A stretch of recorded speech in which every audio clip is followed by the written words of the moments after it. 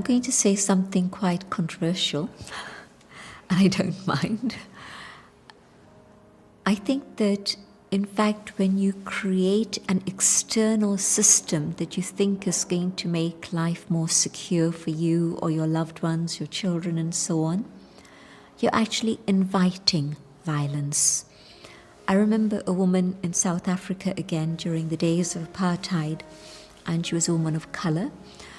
She said to me she was given a job in a hotel, and after she'd accepted the job, the hotel manager, at that time in a different colored costume, white, gave her a gun and said to her, "You're going to be walking in the streets at late hours because of the work that you're going to do here. You should keep this for your safety."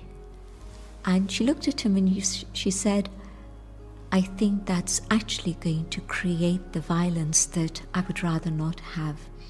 And she refused to take the gun. He was quite surprised, but he, of course, accepted. And she was fine. She was safe. And so somehow the vibration that I generate, in which I think I'm protected, but in fact it's a signal of great fear.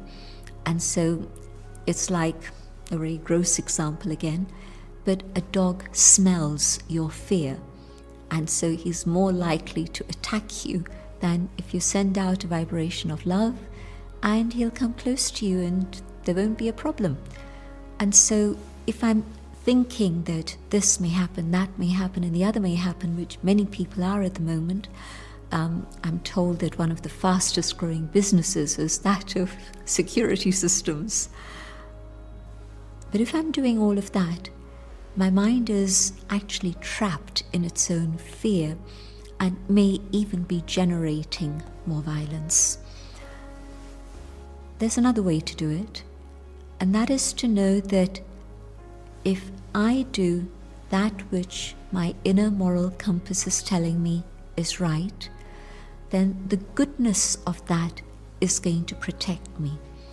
And if I also know that the power of love can be my protection, then I'm going to allow the inner awareness of love to generate more and more power, so that that power of love can actually protect me.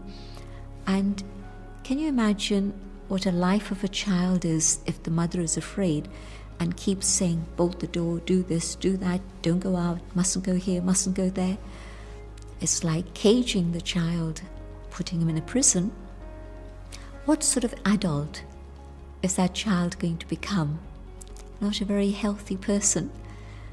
And so I think that inner peace, inner sanctuary, that inner protection of goodness and love is the strength that we can all tap into. And that truly is going to be the protection in which I really don't need to be afraid. I don't need to worry about what the future holds. The future totally depends on my present and what's going on at this present moment.